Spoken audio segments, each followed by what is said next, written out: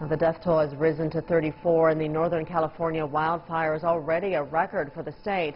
And that number is expected to climb higher, with more than 250 people still missing. The fires have destroyed at least 5,700 homes and other buildings, as well as consuming over 200,000 acres of dry brush, grasslands, and trees across 8 counties. The fires continue to rage along mountain ridges, threatening to rain embers in the area if strong winds blow out of the north. Although the estimated 25,000 evacuees have returned home, they were bracing for more hot, dry winds that could rekindle danger.